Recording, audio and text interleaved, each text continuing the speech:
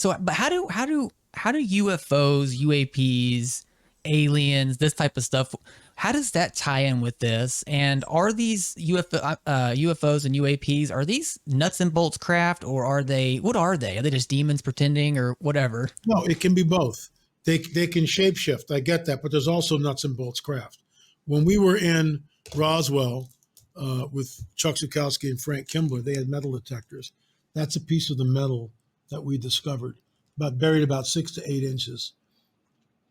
The closest thing we have to it is an aluminum alloy, but according to Frank Kimbler, who had it tested, it's not an exact match. They didn't get it all, Michael. They didn't get it all. The thing was, when the craft exploded, some of the shards of metal went like a bullet down into the ground. So they've also seeded the field with these spikes.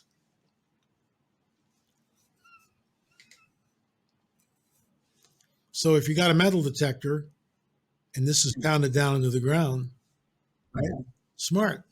Wonder why they did that.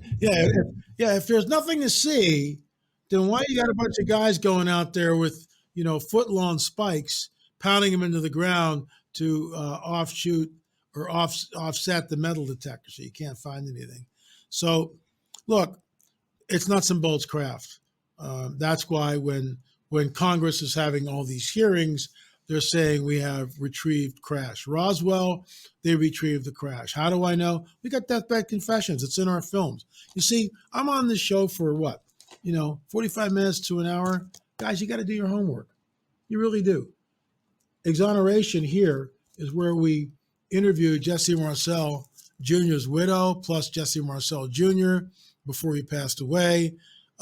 It talks about everything. It talks about what happened at Roswell and the cover-up. And that cover-up went on until 2017 when Commander David Fravor appeared on Tucker Carlson's show. It's nuts and bolts.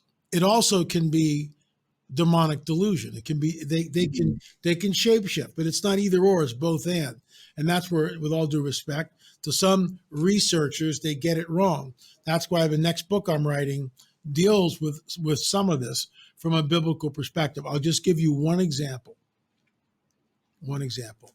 So let's go back to Adam and Eve. They're booted out of the Garden of Eden, right? Who does God set at the east gate? Which immediately begs the question, why not the north, south, and west gates? Why only the east gate? Why does he only, and the cherubim are there. And between the cherubim is what? A flaming sword that turns every which way.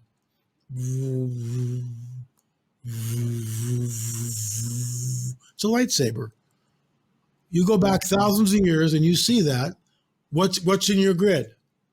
Right? A sword with fire. A sword, right? So you call it a flaming sword.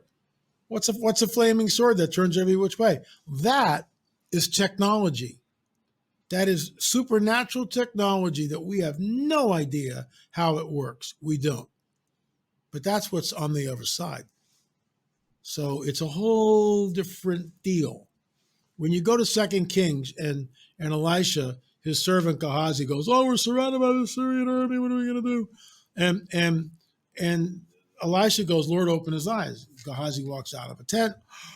What does he see? He runs back in. "I saw the chariots of fire." What are the chariots of fire? Remember, he's looking at light objects in the sky which are lit up. He's never seen any type of aerial phenomena except maybe a comet or something like that. And he's flipping out. So what does he know? A chariot is the mode of transportation, and fire is all he knows.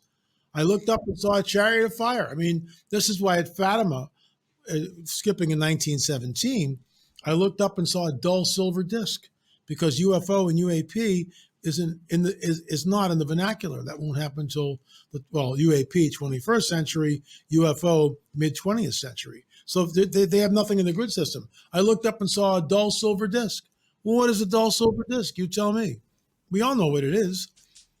It wasn't Mary of the Bible. I call it the title of our two films, Harbinger of Deception and Strange Phenomena. No one ever talks about this. We spent 2 weeks in Fatima. It was a UFO event, in my opinion. Absolutely all day long, a UFO event.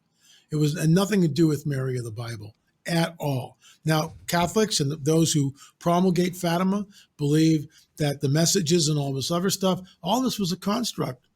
Basically 8-10 years after Lucia becomes a nun in the convent, then she starts writing this stuff down. Father Fiera, who was the priest of the parish in 1917, had all the handwritten documents. That's what we draw from. That's what we drew from to make the film. Is it kind of like Ezekiel 1, where basically basically giant wheels with eyes, and they're like, they're just really, it's a really interesting scene, but it seems like that's almost like supernatural technology, right? Absolutely, it's supernatural technology all day long. See, we as Christians have a very truncated view of Scripture. So when we get to something like the New Jerusalem, we just turn the page. Well, that's allegory. It's metaphorical. That can't happen. That's a city that descends on the earth. That's 1,500 miles wide, 1,500 miles long, 1,500 miles high. It's huge. And just think the engineering that goes into that. We are looking at material more than likely that we don't have here on this earth, because this thing has to be sturdy enough to span 1,500 miles and 1,500 miles high, and yet it floats down. How does all that work? See what I mean? We have a truncated view of the supernatural. We really do. And, I say this not really tongue in cheek, but I say it to conferences.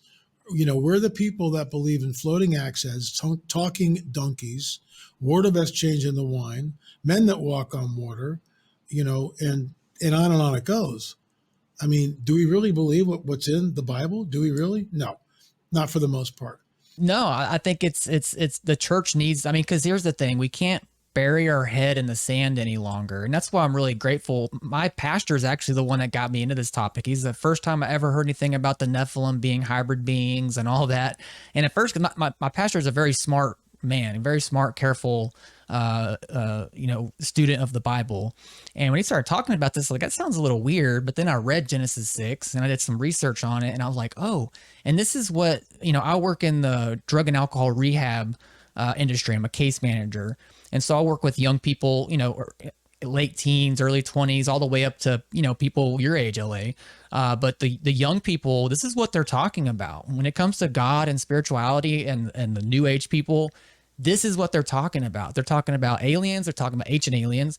They're talking about Nephilim. They're talking about all this stuff. And the church has to stop ignoring it and burying our head in the sand. We have to get educated on this so that we can approach it from a biblical perspective. And that's why I wanted to have you on, because I think that's vital. And I think it's vital for all of us to understand that.